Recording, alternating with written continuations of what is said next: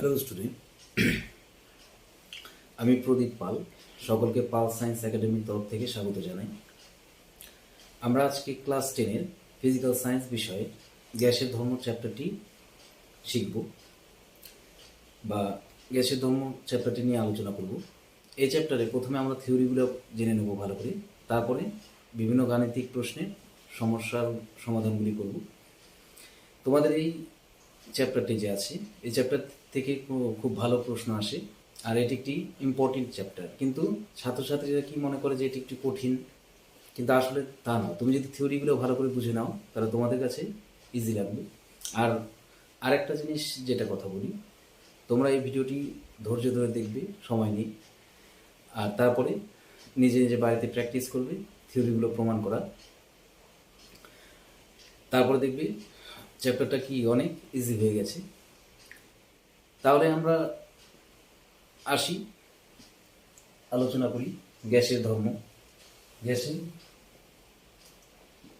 গ্যাসের ধর্ম বা প্রপার্টিজ অফ গ্যাস। তো এখানে দেখো, আমি যদি একটি পাত্র নিলাম, এই পাত্রের ভিতরে আমি গ্যাস, ধরো আমি সিলিন্ডার নিচ্ছি, এটা আবদ্ধ বন্ধ আছে, আর এর ভিতরে গ্যাস আছে। গ্যাস তো আমরা দেখতে পাই না, কিন্তু একটা কাল্পনিক আমি ধরে নিলাম যে এর ভিতরে গ্যাসের অণু আছে। তো প্রথমে যেটা বুঝতে হবে আমাদের, যে গ্যাসের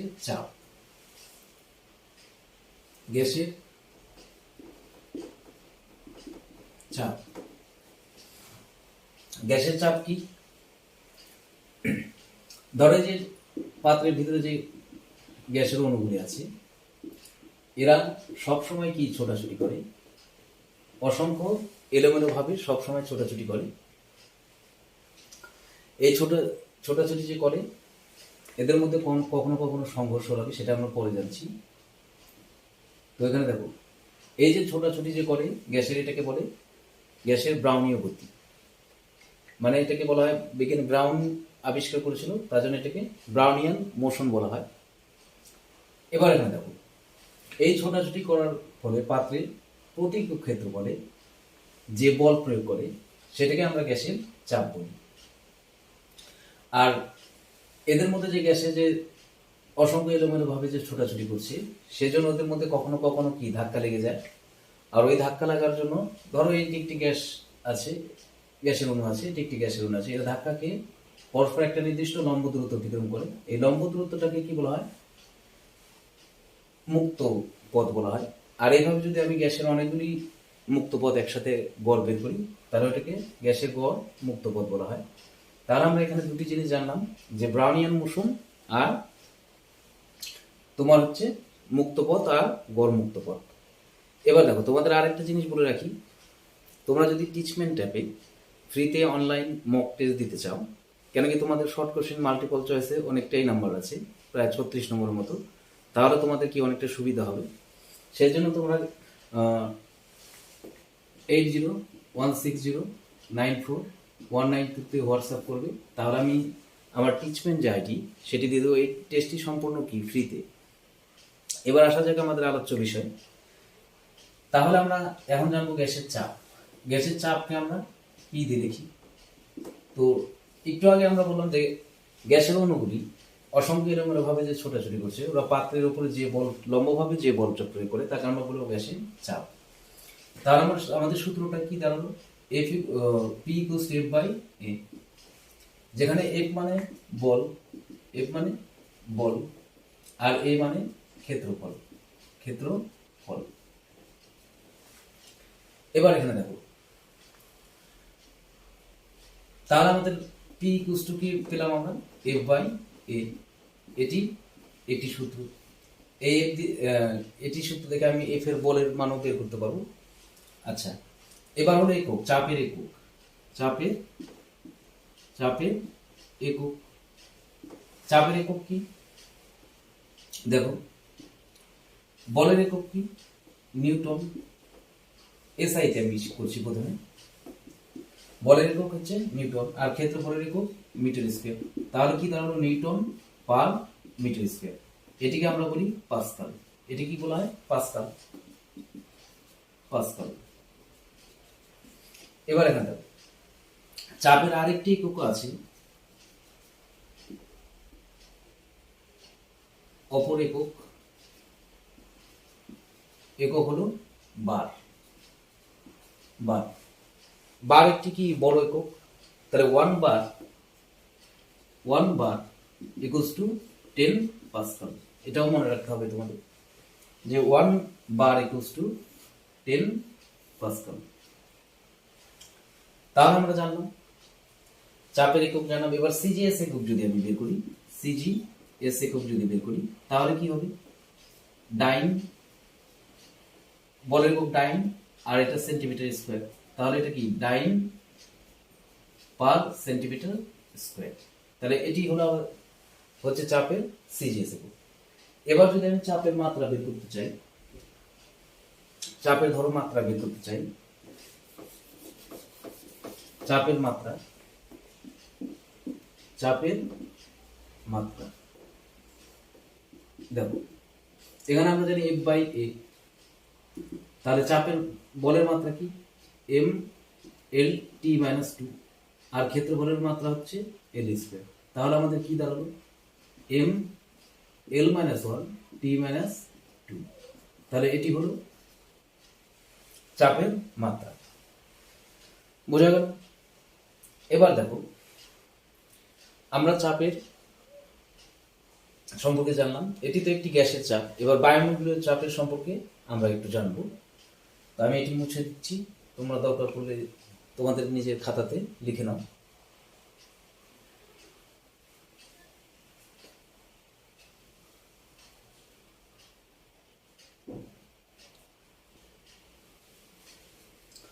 এবার দেখো বায়ুমণ্ডলীয় চাপ। বায়ুমণ্ডলীয় চাপ। দেখো বায়ুমণ্ডলীয় চাপ কি? বায়ুমণ্ডলীয় চাপ হচ্ছে নেওয়া হয় 45 ডিগ্রি অক্ষাংশে। পি ইকুয়ালস টু ফর্মুলা কি আমাদের? H D G. P equals to H D G. এখানে তোমাদের একটি প্রশ্ন আসে যে বায়ুমণ্ডলের যে গ্যাসের যে চাপ মাপা হয়, গ্যাসের চাপ কি দিয়ে মাপা হয়? গ্যাসের চাপ মাপক যন্ত্রের নাম, গ্যাসের চাপ মাপক যন্ত্রের নাম ম্যানোমিটার। ম্যানোমিটার। তো ম্যানোমিটার দিয়ে গ্যাসের চাপ মাপা হয়। এবার এখানে দেখো এই ম্যানোমিটার দিয়ে একটি তোমাদের গ্যাসের চাপের যে একটি আছে টপিক আছে, সেটি আমি এই ভিডিওতে আর বলছি না। এখানে যেটা মেন থিওরি সেগুলো নিয়ে আলোচনা হবে। ভিডিওটি একটু লম্বা হবে, তোমরা কিন্তু ধৈর্য ধরে দেখবে। তো এখানে দেখো বায়ুমণ্ডলীয় চাপ যদি আমি বের করতে চাই, পি এর মান কত? 76 সেন্টিমিটার। এটা কোনো সময় 760 মিলিমিটারও নেওয়া হয়। এইচ জি থাকবে, মানে পারস্তম্ভের চাপে এইচ জি। আর ডি হচ্ছে পারদের ঘনত্ব 13.6 গ্রাম পার সেন্টিমিটার।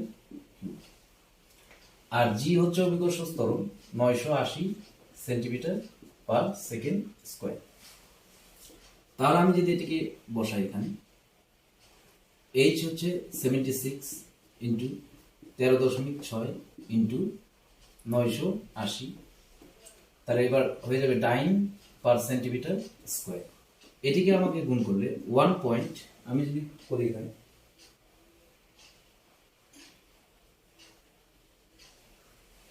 1.013 ইন্টু 10⁻6 ডাইন পার সেন্টিমিটার স্কয়ার। এই মানটি তোমরা মনে রাখবে। তাহলে এটি গেল গ্যাসের বায়ুমণ্ডলীয় চাপ। তাহলে এখানে আমরা কি কি জানবো? যে বায়ুমণ্ডলীয় চাপের মান কত, আর গ্যাসের যে চাপ মাপা হয় কি দিয়ে? ম্যানোমিটার যন্ত্র দিয়ে গ্যাসের চাপ মাপা হয়। এবার আমরা যেটা আসবো এই চ্যাপ্টারের মূল বিষয় বয়লের সূত্র সম্পর্কে জানবো।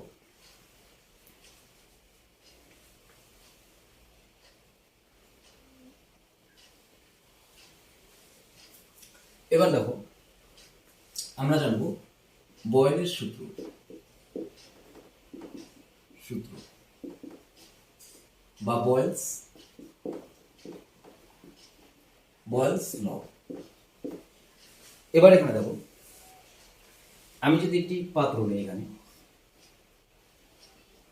এই পাত্রে একটা মুভেবল মানে পিস্টন দিয়ে তৈরি, আর এর ভিতরে যদি গ্যাস থাকে, তাহলে এর আয়তন হলো ভি। আয়তন কি? ভি।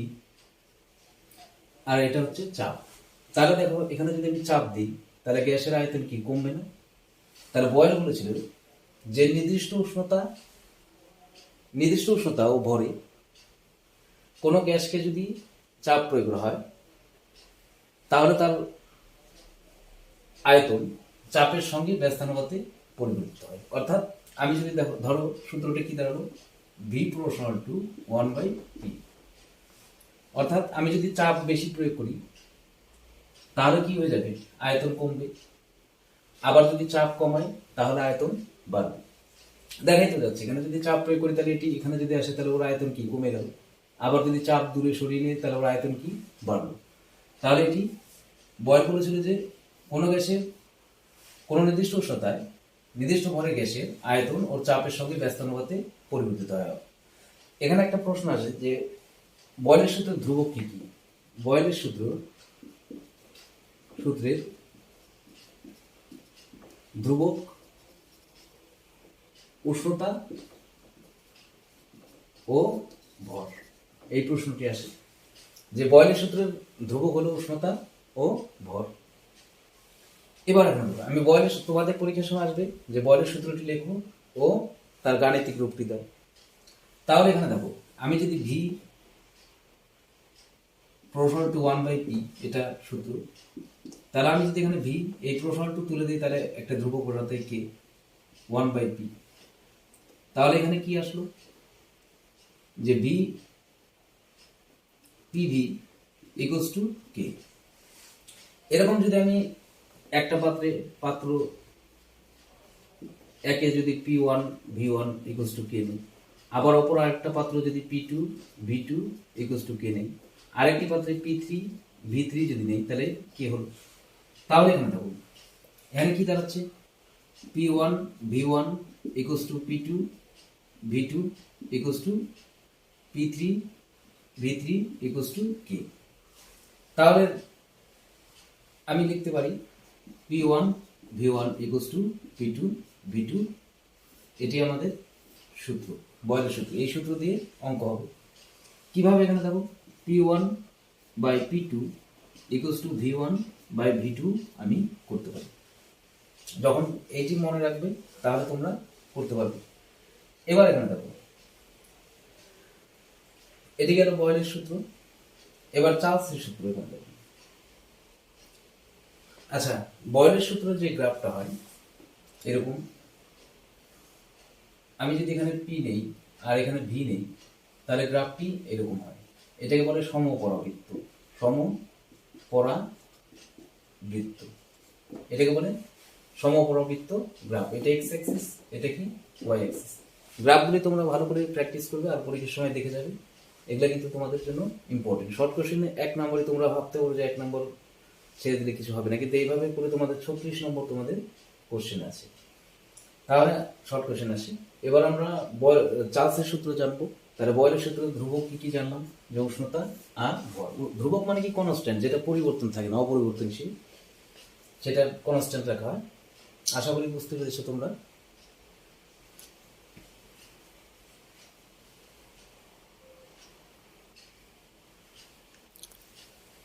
এবার দেখো চার্লসের সূত্র। সরি, কারেন্ট চলে গেল।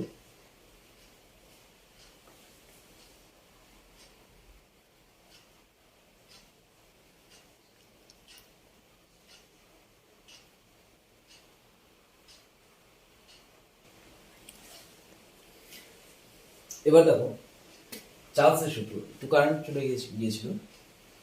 এবার দেখো চার্লসের সূত্র। এবার বয়েলের সূত্র যেমন নির্দিষ্ট উষ্ণতা আর ভর ছিল, চার্লসের সূত্রের সময় কি হয়েছে? যে ভর আর চাপ হচ্ছে স্থির। বয়েলস বলেছিল যে নির্দিষ্ট ভর ও চাপে কোনো গ্যাসের উষ্ণতা যদি 1 ডিগ্রি বৃদ্ধি করি তাহলে তার আয়তন 1/273 বৃদ্ধি বা হ্রাস পায়। যদি আমি উষ্ণতা বৃদ্ধি করি তাহলে ওর আয়তন 1/273 বৃদ্ধি পাবে। আবার যদি ওর উষ্ণতা যদি 1 ডিগ্রি কমায় তাহলে ওর আয়তন 273 ডিগ্রি কমবে, 273 একক কি কমবে।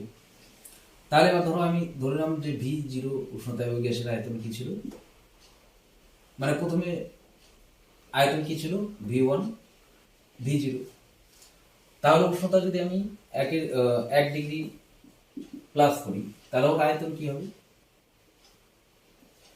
তাহলে V1 equals two V0 plus V0 into 1/273 বাড়বে।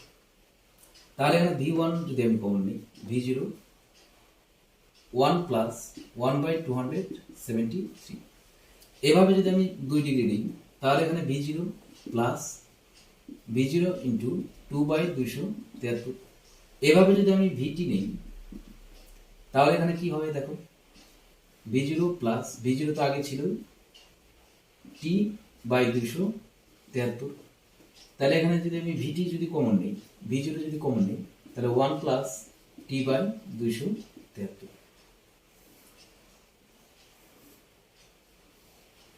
এটি আমাদের চার্লসের সূত্র প্রমাণ হয়ে গেল। এবার এখানে দেখো,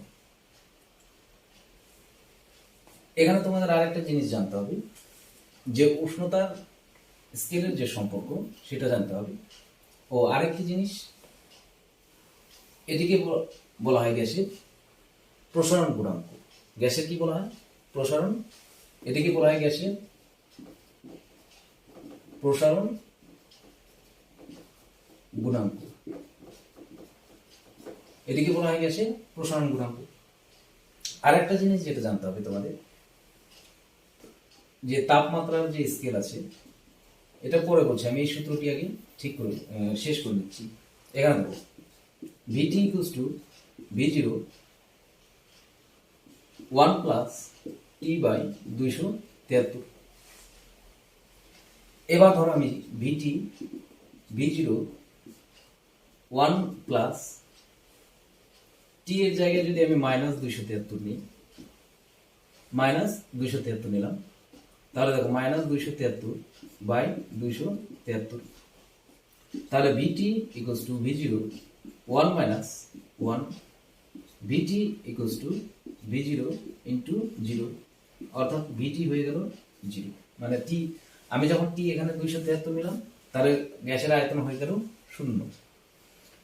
এবার এখানে দেখো, তাহলে আমরা এই T -273 টিকে কি বলবো, -273 ডিগ্রি সিটাকে কি বলবো, এটাকে বলবো পরম শূন্য উষ্ণতা, পরম শূন্য উষ্ণতা, পরম শূন্য উষ্ণতা।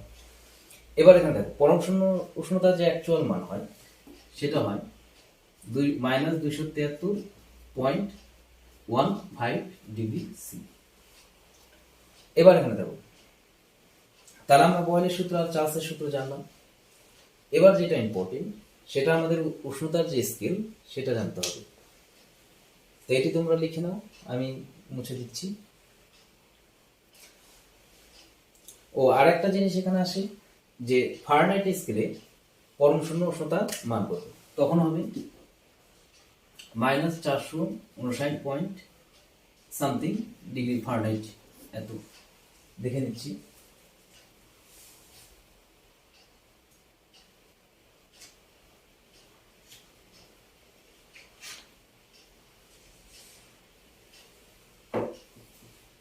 তো এখানে তোমরা ফারেনহাইট স্কেলে এখানে 15 না কিছু হয় একটা, তো মনে রাখবে -459 এটা এত ডিগ্রি ফারেনহাইট। তো এবার এখানে আমরা উষ্ণতার যে স্কেল সেগুলো সম্পর্কে জানবো।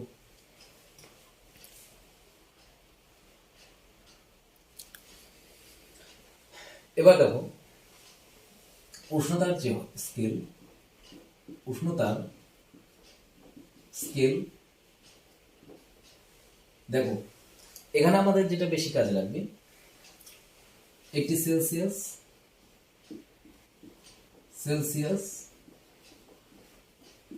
ও ফারেনহাইট, সেলসিয়াস ও Kelvin scale, Celsius degree centigrade,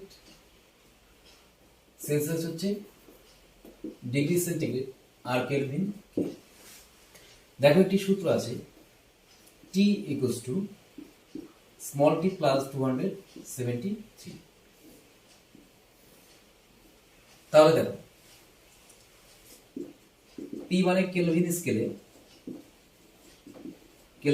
স্কেলে উষ্ণতা, আর স্মল টি মানে সেন্টিগ্রেড স্কেলে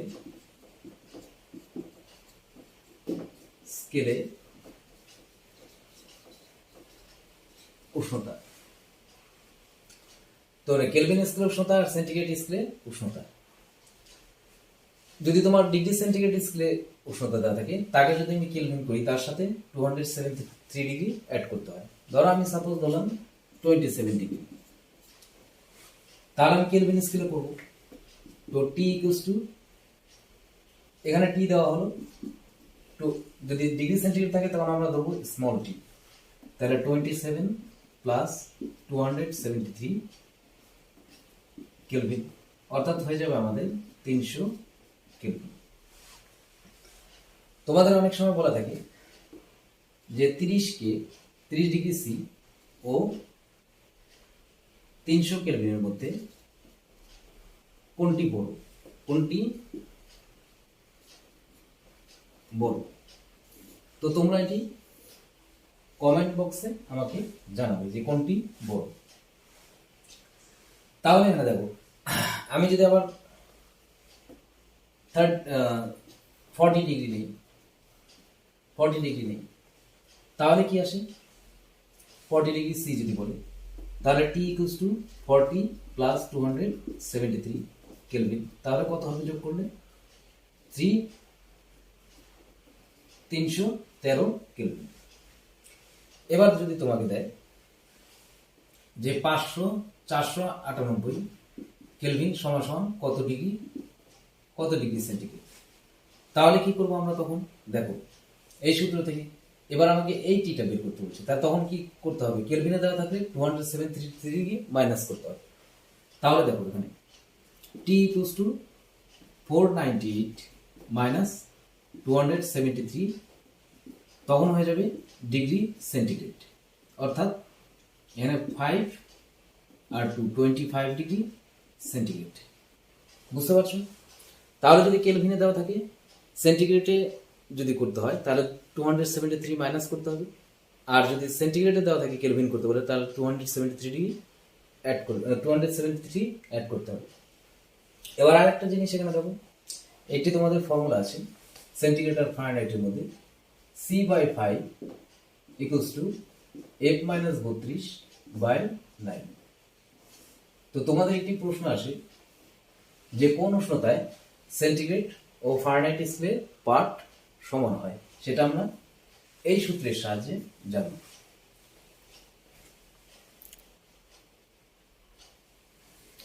তাহলে দেখো যে কোন উষ্ণতায় সেলসিয়াস ও ফারেনহাইট এর পার্ট সমান হয়। তো এখানে দেখো C/5 equals to F-32/9, এটি আমাদের সূত্র। এবার বলেছে কোন উষ্ণতায় সেন্টিগ্রেড আর ফারেনহাইট স্কেলের পার্ট সমান হয়। আমি ধরলাম x ডিগ্রি উষ্ণতায় সেলসিয়াস ও ফারেনহাইট স্কেলের পার্ট সমান হয়, তাহলে আমি c এর জায়গায় লিখে দেবো x/5, f এর জায়গায় লিখে দেবো x-32/9। তাহলে এখানে দেখো এদিকে ক্রস মাল্টিপ্লিকেশন করি, 9x equals to 5x minus 160। তাহলে এখানে দেখো 9x minus 5x equals to minus 160। তাহলে এখানে কি দাঁড়ালো, 4x equals to 160। তো x equals to 160/4, তাহলে কত হলো -40 ডিগ্রি। তাহলে -40 ডিগ্রি উষ্ণতায় সেলসিয়াস ও ফারেনহাইট স্কেলের পাঠ সমান হবে। এটি তোমাদের পরীক্ষায় সচরাচর দেখতে পাওয়া যায়। তাহলে দেখো এই সূত্রতে আমরা জানবো গ্যাসের চাপ। এই ভিডিওতে একটি ভিডিওতে যদি করি তাহলে অনেক বড় হয়ে যাবে, আমরা নেক্সট ভিডিওতে বাকি পার্টটুকু করব। তো এই ভিডিওতে আমরা জানবো গ্যাসের চাপ, তার একক, মাত্রা, বয়লের সূত্র, চার্লসের সূত্র, উষ্ণতার বিভিন্ন স্কেলের মধ্যে সম্পর্ক। তো তোমরা এটি দেখার পরে বইটি একবার ভালোভাবে পড়বে। তো এবার তারপরে আমরা পরের ভিডিওতে বাকিটুকু থিওরি আলোচনা করব। আর তোমার হচ্ছে যে নিউমেরিক্যাল প্রবলেমগুলি সেগুলি করব। ভিডিওটি দেখার জন্য সকলকে ধন্যবাদ।